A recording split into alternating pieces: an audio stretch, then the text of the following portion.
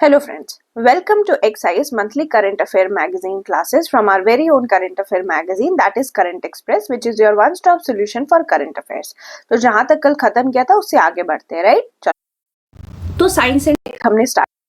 पहले हम लोग देखते हैं हेमेटोपोएटिक स्टेम सेल्स ट्रांसप्लांट। तो देखो ल्यूकीमिया किसको बोलते हैं? ल्यूकीमिया बोलते हैं ब्लड कैंसर, ठीक है। It's a type of blood cancer. इसमें क्या होता है, WBC जो होती है, जो आप जानते हो कि WBC किसको बोलते हैं? व्हाइट ब्लड सेल्स को बोलते हैं ना। तो हमारा जो ब्लड होता है वो 3 तरह के सेल से बन के होता है। यूजुअली तो ब्लड को अगर देखा जाए तो 2 पार्ट में डिवाइडेड होता है। एक होता है प्लाज्मा, दूसरे होते हैं सेल्स। हमारी ये ब्लड में होता है, ठीक है। Blood is basically a fluid connective tissue. तो इसके अंदर जो ये सेल्स होते हैं वो भी 3 टाइप के होते हैं, आरबीसी, WBC, प्लेटलेट्स। WBC जो होते हैं व्हाइट ब्लड सेल्स होते हैं और ये हमें इम्यूनिटी प्रोवाइड करते हैं, ठीक है। हमें इम्यूनिटी और जो भी हमारी बीमारियां हैं उससे रोकती हैं, बचाते हैं हमें बेसिकली। अब ये जो WBC है ना, WBC जो है उसके अंदर क्या होते हैं, अलग अलग सेल्स होते हैं। उसमें एक होता है लिम्फोसाइट। लिम्फोसाइट से हमारी एंटीबॉडी बनती है जो हमें प्रोटेक्ट करती है। अब क्या है कि हर चीज की ना एक हद अच्छी होती है। कोई भी चीज अगर बेहद हो जाए ना तो इट्स नॉट गुड। तो इसमें क्या होता है, ल्यूकीमिया में WBC का नंबर एबनॉर्मली इंक्रीज होने लगता है। एंड मैंने आपको पहले ही बताया था कैंसर का मतलब ये होता है जब सेल्स एबनॉर्मली इंक्रीज करें। तो इसको हम लोग बोलते हैं ल्यूकीमिया और लिम्फोमा। अब इसको ट्रीट करने के लिए, कैंसर ही है एक तरह का, तो इसको ट्रीट करने के लिए हीमोपोएटिक स्टेम सेल ट्रांसप्लांट की यूजेस कर रहे हैं। स्टेम सेल्स क्या होते हैं ना, ऐसे सेल्स होते हैं जिनमें कैपेसिटी होती है टू बेसिकली रीजनरेट, ठीक है। रीजनरेट, खुद से डिवाइड कर सकते हैं, रीजनरेट कर सकते हैं, नंबर्स में सेल्फ रिन्यूअल हो सकता है। तो हिमेटोपोएटिक, जब भी किसी में हीम लगा हो तो ब्लड से रिलेशन है। तो हिमेटोपोएटिक स्टेम सेल्स जो है सेल्फ रिन्यूअल करते हैं, डिफरेंशिएट करके मैच्योर ब्लड सेल्स बनाते हैं। तो हिमेटोपोएटिक स्टेम सेल्स को यूज करेंगे हम लोग किसके लिए? तो कैंसर को ट्रीट करने के लिए। इतना पता है तो बहुत है, मोर देन इनफ है। Then we have polio. Polio तो आपको पता ही, हम कई बार बात कर चुके। पोलियो किससे होता है, क्या नहीं होता है, बस ये याद रखो कि पोलियो की जो वाइल्ड टाइप होती है ना वो अभी भी आपको अफगानिस्तान, पाकिस्तान में मिलता है। उसके बाद है H5N1 वायरस, ये भी हम बात कर चुके हैं, बर्ड फ्लू है। ह्यूमन से ह्यूमन ट्रांसमिशन होता नहीं है, बट यूजुअली नहीं होता, बट यूएस में एक ह्यूमन इन्फेक्शन देखा गया है। तो इससे थोड़ा सा आप लोगों को पता होना चाहिए कि ह्यूमन में भी ट्रांसफर हो रहा है। क्यों हो रहा होगा सोच के देखो, बिकॉज ऑफ क्लाइमेट चेंज। और ह्यूमंस को अगर होता भी है ना तो लो रिस्क है। Then there is Proba 3 mission. ये यूरोपियन स्पेस एजेंसी जो है ना, यूरोप की, जैसे अपना ये इसरो है, यूएस का नासा है, वैसे यूरोपियन स्पेस एजेंसी का प्रोजेक्ट है जिसमें ये लोग प्रिसीजन फॉर्मेट फ्लाइंग करेंगे। और ये इसरो की PSLV एक्सेल से जाएगा, क्योंकि इसरो अपना है। ये PSLV क्या, लॉन्च व्हीकल। याद होगा आपको, मैंने तरह तरह के लॉन्च व्हीकल आपको बताए थे, PSLV GSLV, दोनों में डिफरेंस भी समझाया था। तो PSLV polar satellite launch vehicle. इसका एक्सेल वाला जो है ये यूरोपियन स्पेस एजेंसी का प्रोबा 3 लेके जाएगा। बहुत इंपॉर्टेंट है। और बेसिकली ये करेगा क्या प्रोबा 3? तो प्रोबा 3 सन के कोरोना को पड़ेगा। अपना भी एक आदित्य L1 गया हुआ है, ये भी सन को ही जो है वो स्टडी कर रहा है। और सिमिलरली ये भी सन को ही स्टडी कर रहा है। सन की कोरोना जो होती है, आउटर लेयर होती है, सन की अलग अलग लेयर्स होते हैं ना, तो एक सरफेस लेयर होता है और कोरोना काफी हॉट होता है सन का। ये हो गया सरफेस लेयर और उसके नीचे कोरोना होता है। Corona is very hot, very very hot. और यहीं से कोरोना से आपके सोलर फ्लेयर, ये सब आपने सुना होगा, सन से निकलती है सोलर विंड, सोलर फ्लेयर, ये सब चीजें को स्टडी करते हैं। और इसको स्टडी करके क्या पता चलेगा? इसको स्टडी करके पता चलेगा हम लोग कितने सेफ है किसी चीज से। इनफैक्ट जो भी हमारा एटमॉस्फेयर है ना, उस बहुत ज्यादा डिपेंड करता है सन की सोलर फ्लेयर और सोलर विंड से। Then leap 3 mission Dhruva space ने लॉन्च किया है। ये साइंटिफिक रिसर्च बताएगा और ये लो अर्थ ऑर्बिट पर लेकर जाएगा पेलोड, इतना काफी है। चिकनगुनिया, देखो चिकनगुनिया जैसे डेंगू है वैसे चिकनगुनिया भी मॉस्किटो के काटने से होता है, एडिस मॉस्किटो के। जैसे डेंगू भी एडिस मॉस्किटो के काटने से होता है। चिकनगुनिया एक RNA वायरस है, बेसिकली एक वायरस से होता है ये। और पहला इसका वैक्सीन अप्रूव हो गया जिसका नाम है IXCQ। तो चिकनगुनिया का ची याद रखो और IX, तो IX चिकगुनिया, IS चिक, ऐसा याद रखो, IX चिक, ठीक है। चिकनगुनिया जो है ना, जब होता है तो ये सारे सिम्टम्स होते हैं। चिकनगुनिया का कोई क्योर नहीं है, ठीक है, लेकिन अब हमने इसका वैक्सीन लॉन्च कर दिया है तो डायग्नोसिस पॉसिबल है। किस तरीके से डायग्नोसिस करते हैं हम लोग? तो CDC, ट्रिप्लोपेक्स, RT-PCR। RT-PCR होता है रिवर्स ट्रांसक्रिप्शन। याद होगा आपको, मैं जब आपको मैं बता रही थी हमारा क्या नाम है, जब मैं आप लोगों को सेंट्रल डॉगमा बता रही थी तो वहां मैंने आपको ट्रांसक्रिप्शन, ट्रांसलेशन ये समझाया था, याद होगा आपको। इसीलिए रिवीजन काम आता है, ठीक है। ट्रांसक्रिप्शन, ट्रांसलेशन, ये सारी चीजें। What is happening, wait, transcription, okay. तो रिवर्स ट्रांसक्रिप्शन टेस्ट होता है। ये जो है पहला है, अप्रूव हो गया, एफडीए कहाँ की है, तो यूएस की और ड्रग अप्रूव करने वाली ऑर्गेनाइजेशन है। देन वीनस ऑर्बिटर मिशन, तो आपको पता ही, हम बात कर चुके हैं कि इंडिया भी वीनस पे जाना चाहता है और वीनस के कॉम्पोजिशन, और मैंने आपको समझाया भी था कि क्यों वीनस हॉटेस्ट है। लेकिन यहाँ पे आपको क्या याद रखना है कि पास्ट में और फ्यूचर में कौन कौन से ऐसे मिशन है जो वीनस पे जा चुके हैं। एक मैरिनर है, विनेरा है, अकात्सु है, वेरितास है, डाविंची है। तो मे बी सिर्फ आपको मिलाने को आ जाए तो इजी रहेगा आपके लिए। Then there is African animal trypanosomiasis, ये जो है सहारा अफ्रीकन एग्रीकल्चर में अभी भी फैल रहा है बहुत तेजी से। ये ट्राइपेनोसोमा से होता है, विच इज और सेसे फ्लाइज को ट्रांसमिट करती है। सेसे फ्लाई क्या हुई, वेक्टर हुई, ये लेके जाती है, ट्राइपेनोसोम्स लेकर के जाते हैं। सो पैरासिटिक है, स्लीपिंग सिकनेस करता है ह्यूमन में, और याद रखना होगा आपको कि स्लीपिंग सिकनेस इज ट्राइपेनोसोमियासिस। बहुत लोगों को क्या होता है ना, वो याद कर लेते हैं स्लीपिंग सिकनेस किससे होता है, और जैसे एग्जाम में ट्राइपेनोसोमियासिस आ जाता है वो सोचने लग जाते हैं ये कौन सी डिजीज है, सेम ही है भैया, एक ही चीज है। Then there is nano diamonds, तो नैनो डायमंड्स जो है वो कार्बन नैनो पार्टिकल से बने होंगे, स्टेबल होंगे, नॉन टॉक्सिक होंगे, फ्लोरेसेंस होगा, मतलब लाइट को एमिट करेंगे। और ये किस में यूज होगा, तो आपकी वो अंगूठियों में नहीं होगा, ये यूज होगा सेंसर, क्वांटम फिजिक्स और माइक्रो स्केल टेम्परेचर सेंसिंग में, ठीक है। इसमें नाइट्रोजन डोपिंग की हुई है। डोपिंग क्या होता है ना कि हम जानबूझ के इम्प्यूरिटीज जब ऐड करते हैं ना तो उसको डोपिंग बोलते हैं। तो इससे क्या होता है कि प्रॉपर्टी बढ़ जाती है किसी भी कंपाउंड की। नेशनल मिशन ऑन इंटर, ये इंपॉर्टेंट नहीं है, आप खुद से रीड कर सकते हो। भारत जेन एआई अपना एआई है जो कि इंडियन लैंग्वेजेस के ऊपर जनरेटिव एआई की तरह काम करेगा, और ministry of science and technology की इनिशिएटिव है, इतना ही जान लो, इनफ है। देन लीसा मिशन, नासा की ये मिशन है, ठीक है, लीसा मिशन। और लीसा मिशन के बारे में पहली चीज तो आपको ये पता होनी चाहिए किसको ये डिटेक्ट करती है, ये डिटेक्ट करती है ग्रेविटेशनल वेव्स। तो आपको याद होगा कि मैंने लास्ट क्लास ही मोस्ट प्रोबेबली, या लास्ट टू लास्ट मंथ में आपको मैंने बताया भी था कि ग्रेविटेशनल वेव्स क्या होती हैं। तो इसकी पिक्चर भी लगी हुई है, दोबारा दिखा देती हूँ आप लोगों को, क्योंकि समझना बहुत जरूरी है इसको, नहीं तो फिर नहीं समझोगे तो दिक्कत होगी। इसी बार बताया मैंने आपको, ये देखो ग्रेविटेशनल वेव्स। ग्रेविटेशनल वेव्स होती क्या है, तो ये रिपल होती है स्पेस टाइम में, और ये बनती कब है, जब या तो दो ब्लैक होल आपस में आके मर्ज हो गया, या तो दो ब्लैक होल आसपास जा रहे और बाइट कर रहे हैं, तब यहाँ पे ब्लैक होल बनता है। ये रिपल्स होती है स्पेस टाइम में, ओके। और ये भी पूरा समझाया था मैंने कि ये बहुत ज्यादा एनर्जी होती है इसमें, जब दो ब्लैक होल टकराता है इतनी एनर्जी होती है कि ये ग्रेविटेशनल वेव्स निकल आते हैं। और ये हमारी अर्थ जो है सोल पूरी की पूरी यूनिवर्स में है, और ये जो ट्रैवल करती है gravitational wave speed of light से, और इसको कोई इंस्ट्रूमेंट डिटेक्ट कर सकता है, और वही इंस्ट्रूमेंट यहाँ पे लीसा है, ठीक है।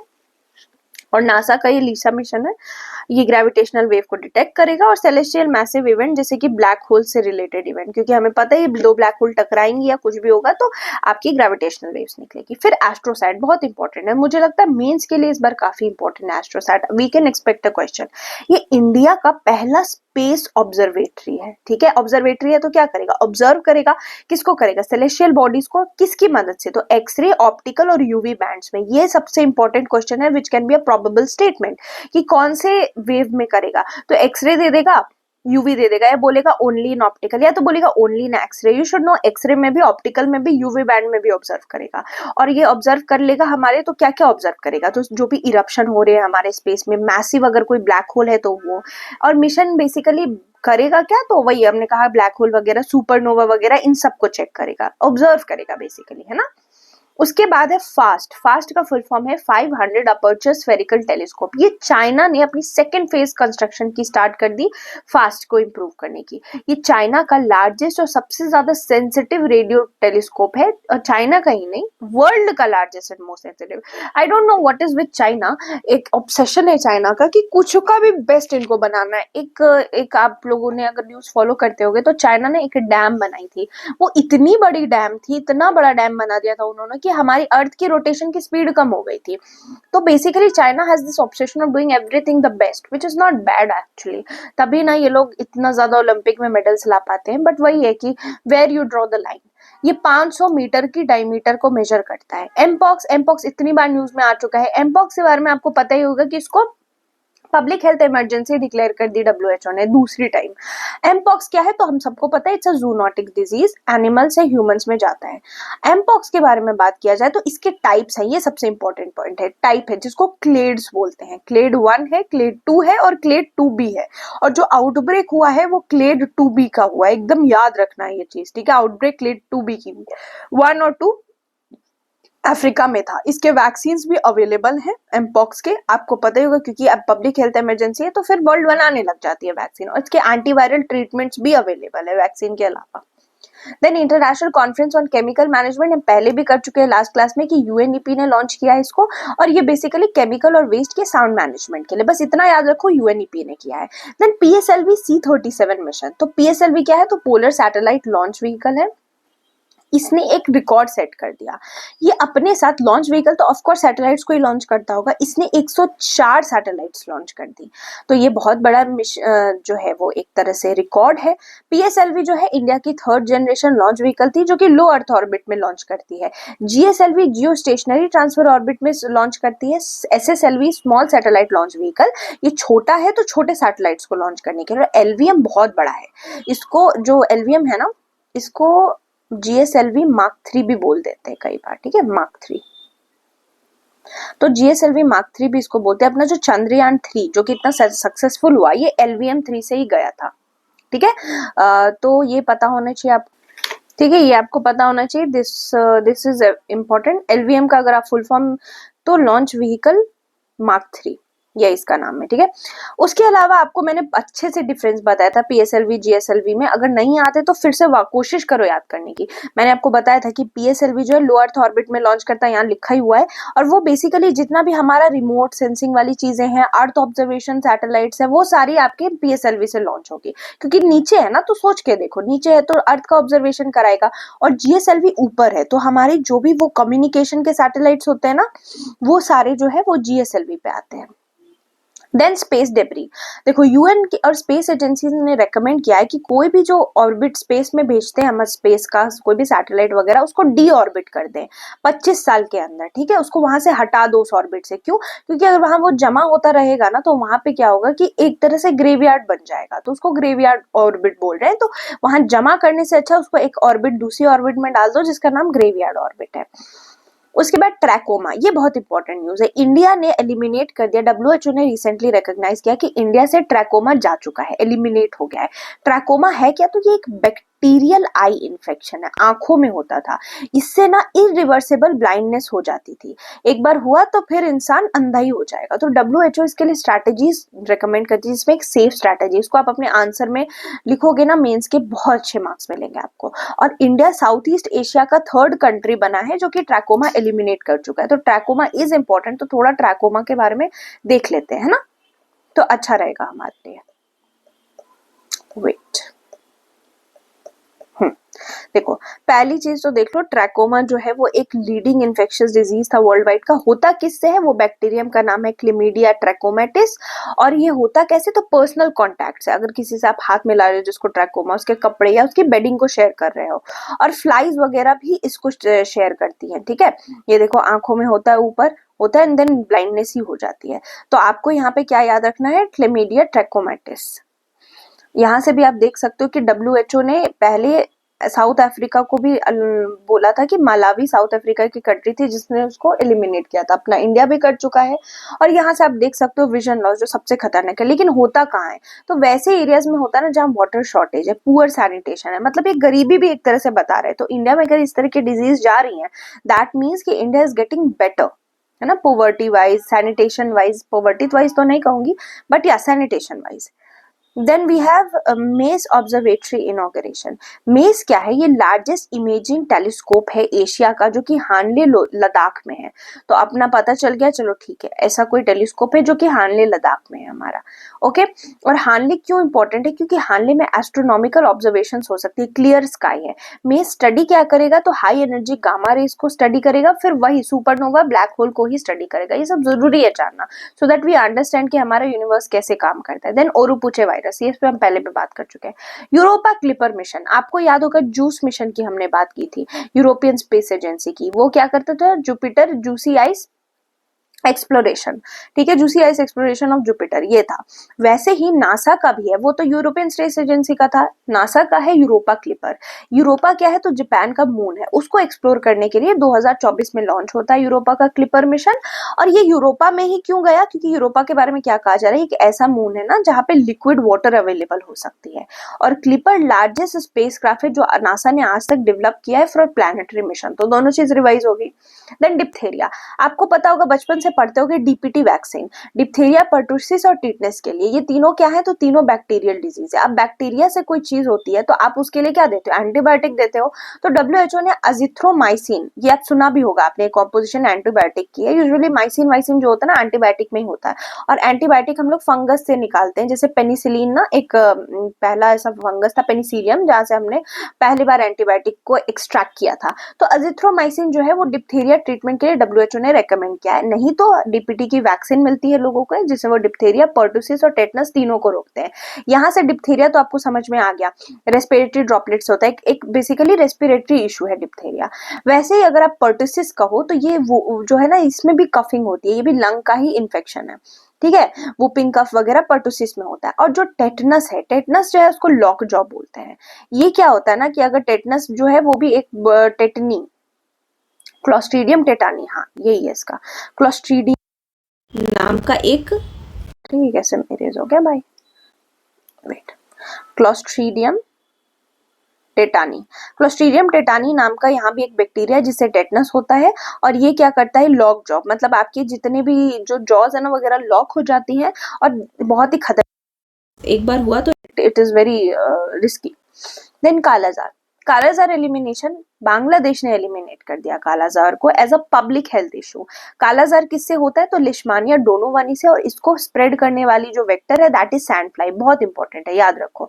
इंडिया भी कोशिश कर रहा है कि एलिमिनेट करे बाय 2030 कालाजार को। तो कालाजार टाइप के डिजीज क्या है, these are neglected tropical diseases. I don't know अगर मैंने आपको बताया है कि नहीं, आई डोंट रिमेम्बर, तो मैं फिर से बता देती हूँ आपको। देखो, नेग्लेक्टेड ट्रॉपिकल डिजीजेस जो होती है ना, वो एक ग्रुप ऑफ डिजीजेस हैं जो कि 20 के अराउंड इसमें कंडीशन है, ये ट्रॉपिकल एरियाज में होती है। तो नाम से ही देखो, नेग्लेक्टेड ट्रॉपिकल, ट्रॉपिकल एरियाज में नेग्लेक्टेड इसलिए क्योंकि वो रीजन जिनको नेग्लेक्ट किया जाता है, मोस्टली वो कम्युनिटीज को होता है जिन पे ज्यादा ध्यान नहीं दिया जाता, जैसे विमेन और चिल्ड्रन।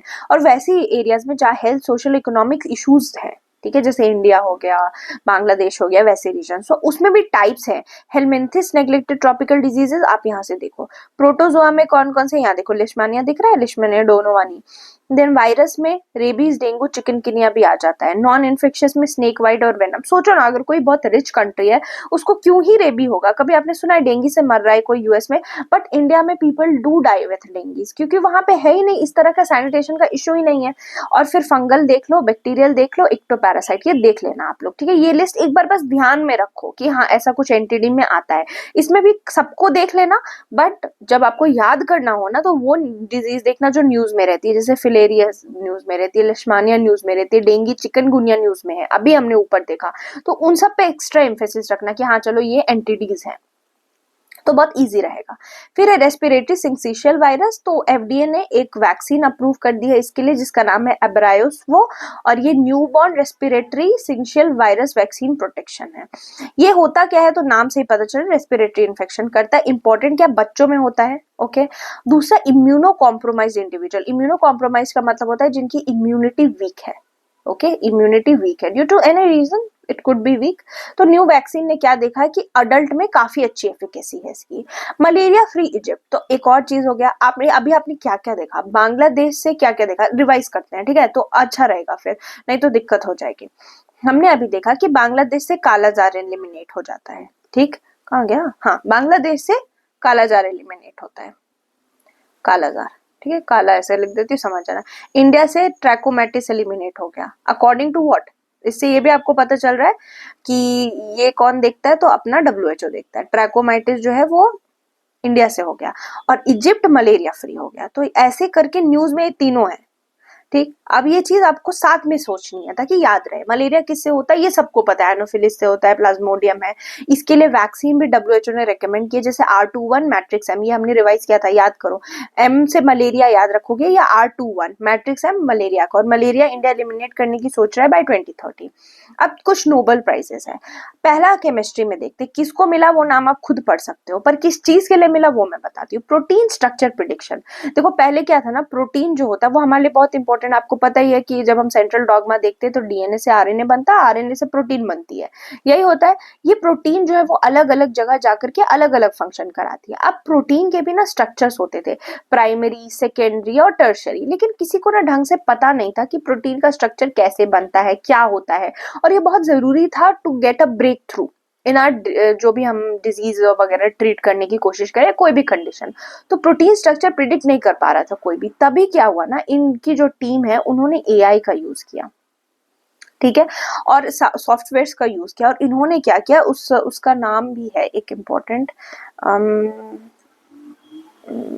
नाम क्यों नहीं आ रहा मेरे दिमाग में, चलो ठीक है, याद आएगा तो मैं बता दूंगी। तो ये जो है एआई प्रोटीन स्ट्रक्चर जो है वो इन्होंने डेवलप किया एआई और सॉफ्टवेयर की मदद से, और प्रिडिक्ट किया, और एग्जैक्टली वैसा ही प्रोटीन स्ट्रक्चर निकला। तो बेसिकली इन्होंने कंप्यूटेशनल प्रोटीन डिजाइन यूज की, जिससे new proteins with novel feature इन्होंने क्रिएट किया यूजिंग कंप्यूटर। तो बहुत अच्छी चीज है, ऑल्दो कर कंप्यूटर रहा है बट दिमाग तो इनका ही था, इसीलिए इनको, इन तीनों को, किसको, डेविड बेकर, डेमिस हसाबिस और जम्पर, इन तीनों को नोबेल प्राइज इन केमिस्ट्री मिलती है 2024। ओके इसके लिए ना कहीं पे मैंने देखा था, कोई टीचर ही थे, तो उन्होंने क्या बोला था, एक टेक्निक दी थी याद करने का। तो उन्होंने बोला था बेकर से आप याद रखो बेकिंग। बेकिंग कहाँ पे होती है, केमिस्ट्री में ही होती है, तो इसीलिए केमिस्ट्री की नोबेल प्राइज है। तो just something that you should know, मतलब if it helps hopefully. Next जाते हैं हम लोग, Nobel prize in medicine. Medicine में देखो अलग अलग होती है ना नोबेल प्राइज, किसमें मिलती है, केमिस्ट्री में मिलती है, फिजिक्स में मिलती है, मेडिसिन एंड फिजियोलॉजी में मिलती है, पीस के लिए मिलती है, एंड लिटरेचर के लिए मिलता है। ये ओरिजिनल नोबेल प्राइज है जो कि अल्फ्रेड नोबेल ने कह के गए थे। उसके अलावा जो है एक इकोनॉमी में हम लोगों ने स्टार्ट किया उनके डेथ के बाद, तो ये थोड़ा पता होना चाहिए आप लोगों को। देन वी हैव, मेरे दिमाग में अभी यही चल रहा है, ये प्रोटीन प्रिडिक्शन वाली चीज। इस सॉफ्टवेयर का नाम alpha fold, if I am not wrong, एक बार प्लीज आप लोग चेक कर लेना, अल्फा फोल्ड ही था मोस्ट प्रोबेबली जो प्रोजेक्ट जिसके अंदर इन्होंने चेक किया था, तो देख लेना एक बार। तो नोबेल प्राइज इन मेडिसिन इस बार किसको मिला, तो विक्टर एम्ब्रोस और गैरी रुकवुंड को। ये जो है इन्होंने डिस्कवरी किसकी की है, माइक्रो आरएनए की। और माइक्रो आरएनए का रोल क्या है ना, पोस्ट ट्रांसक्रिप्शनल जीन रेगुलेशन में।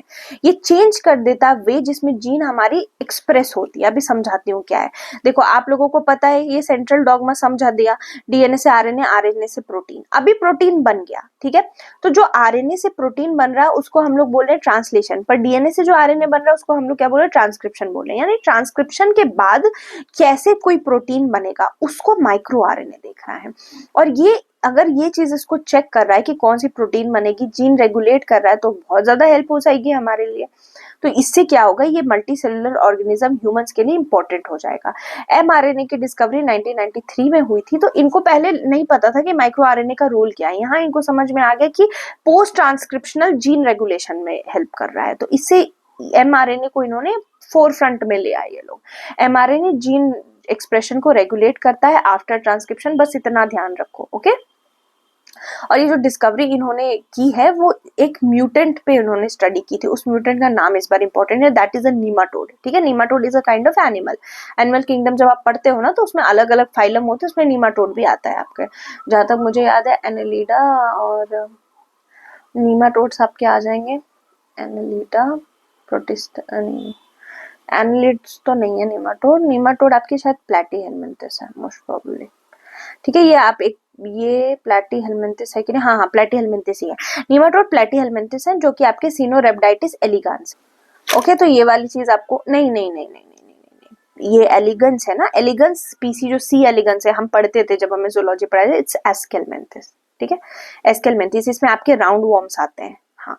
तो ये देखो, आप सोच रहे हो इतना ये सब इंपॉर्टेंट है क्या? नहीं इंपॉर्टेंट है, बट अगर मैं ये इन्फॉर्मेशन दे रही हूँ उसको दिमाग में रख लो, क्या पता कोई ऑप्शन एलिमिनेट हो जाए, है ना। तो ये याद रखना है कि किस वाले म्यूटेंट की स्टडी की थी इन्होंने। वैसे ही फिजिक्स में नोबेल प्राइज मिला हॉपफील्ड को, हिंटन को। इनको किसके लिए मिला? मशीन लर्निंग और artificial neural network. Again AI का रोल है यहाँ पे, ठीक है। एआई में हम लोग क्या करते हैं, एआई को आर्टिफिशियल न्यूरल नेटवर्क से मशीन लर्निंग में यूज कर देते हैं। तो मशीन लर्निंग क्या होता है, हम लोग के ब्रेन में जैसे न्यूरल नेटवर्क होता है ना, उसी को रेप्लिकेट करते हैं। जैसे ब्रेन में नर्व्स हमारे नर्वस सिस्टम जैसे काम करता है, वैसे ही एआई को भी डिजाइन करते हैं। तो एआई क्या कर पाता है, एआई मशीन लर्निंग के साथ, नाम से दिख रहा है मशीन लर्न कर रही है, मशीन लर्निंग के साथ जो भी आपको आउटपुट प्रेजेंट करना वो आउटपुट प्रेजेंट करवा देता है। तो इसके लिए इन दोनों साइंटिस्ट ने एक मॉडल बनाया था, जेनरेटिव मॉडल। दोनों का नाम आपको याद रखना है। फिर है स्पेस डॉकिंग एक्सपेरिमेंट, जिसको स्पेडेक्स बोल रहे हैं। तो हैदराबाद की एक प्राइवेट फर्म है, उन्होंने 400 केजी का सैटेलाइट इसरो को दिया फॉर स्पेस डॉकिंग एक्सपेरिमेंट, जिसको स्पेडेक्स बोल रहे हैं। स्पेस डॉकिंग होता क्या है, तो ये इन्वॉल्व करता है precise connection of 2 spacecraft enabling them to work as a single unit for the task like refuelling, repair and crew action. Simple भाषा में बात बोले तो एक आपका स्पेसक्राफ्ट गया जो काम कर रहा है, फॉर एग्जाम्पल ये एक स्पेसक्राफ्ट है, ठीक है। दूसरा स्पेसक्राफ्ट हम लोग भेज देंगे साथ में, डॉकिंग मतलब क्या, साथ में भेजेंगे। ये दूसरा वाला क्या करेगा, ये प्रिसाइजली इस दोनों का कनेक्शन रहेगा, जिसमें ये इसको फ्यूल खत्म हो जाए तो इसको रिफ्यूलिंग करा दे, ठीक है। मान लो अगर कोई रिपेयर कराना है तो रिपेयर में हेल्प करा दे, क्रू यहाँ से यहाँ चली जाएगी, साथ में डॉक करके चल रहे हैं, साथ में डॉकिंग अलाउ करता है। अटैच करना एक दोनों, बेसिकली साथ में जो मैं बोल रही हूँ ना, अटैच करना ऑटोनोमसली, ताकि एस्ट्रोनॉट्स को हेल्प मिल सके यूजिंग रोबोटिक आर्म। तो इसी को कह रहे हैं, देख लो साथ में जा रहा है। तो स्पेस डॉकिंग एक्सपेरिमेंट है। आप देख रहे हो हैदराबाद की प्राइवेट फर्म है, यानी कि अब इसरो प्राइवेट ऑर्गेनाइजेशन को स्पेस टेक में लाने की कोशिश कर रहा है। वेरी बिग डील, आपको आइडिया नहीं है। स्पेस बेस्ड सर्वेलेंस, तो एक कमिटी है ऑन सिक्योरिटी, उन्होंने अप्रूव किया कि अब हम 3rd फेज में आ चुके हैं स्पेस बेस्ड सर्वेलेंस में, जिसमें हम लोग इनहांस करेंगे लैंड और मेरीटाइम अवेयरनेस, और नाम से ही समझ में आ रहा है, not that big a deal. Unified genomic chip, UGC जिसको बोले, तो प्राइम मिनिस्टर ने लॉन्च किया यूनिफाइड जीनोमिक चिप अपना indigenous sex sorted cement technology की मदद से, जिसमें ये क्या इंप्रूव करेगा, लाइफ स्टॉक की प्रोडक्टिविटी। देखो करेगा क्या unified genomic chip, simple science बताती हूँ उसको। एक होती है snips, single nucleotide polymorphism chip. ये क्या करेगी, जो हमारे कैटल ब्रीड्स है उनकी प्रोफाइलिंग करेगा। ये स्निप्स जो है ना, वो डिफरेंशिएट करने में मदद करता है। क्या मदद करता है? डिफरेंशिएट करने में। तो जब प्रोफाइलिंग हो जाएगी जीनोटिकली, तो हमें पता चल जाएगा कौन बेटर क्वालिटी का है, राइट, और कौन थोड़ा इंफीरियर क्वालिटी का है। तो अब इससे क्या होगा, जेनेटिकली आप जो इंफीरियर क्वालिटी वाले हैं उनको इंप्रूव कर पाओगे, और अल्टीमेटली किसको हेल्प मिलेगी, फार्मर्स को मिलेगी। तो इसीलिए इसके लिए बना है जो चिप, उसका नाम है यूनिफाइड जीनोमिक चिप। उसमें स्निप्स यूज हो रही है, याद रखो। स्निप्स की साइंस में डिटेल बता सकती हूँ, but you don't need to be an expert ना, आपको तो जेनेरिक निकालना है, जनरल साइंस का पेपर है, ठीक है। अगर आपका ऑप्शनल जूलॉजी है तो come to me, okay. Variant क्या है, तो इसका Gau chip for cattle and Mahish chip for buffalo. तो ये नाम याद रखो, गाउ कैटल के लिए, महिष बफेलोस के लिए है। ड्रग क्वालिटी ऑफ इंडिया, तो हम इस पे पहले भी बात कर चुके, सीडीएससीओ का काम है ट्रक की क्वालिटी को चेक करना, और उन्होंने रिकॉल कर लिया 49 मैन्युफैक्चरर्स की मेडिसिन को। क्यों? क्योंकि उन्होंने क्वालिटी टेस्टिंग फेल कर दिया। आपको पता होगा कि, जो नहीं भी पता है तो जान लो, हमारे जो ड्रग्स है ना, वो अफ्रीकन कंट्रीज में पहुंच जाते हैं। पर रिसेंटली क्या देखा गया ना, अफ्रीकन कंट्रीज का कंप्लेन था कि जो ड्रग्स है हमारी, वो बेटर तरीके से यूज नहीं हो रही है, ठीक है।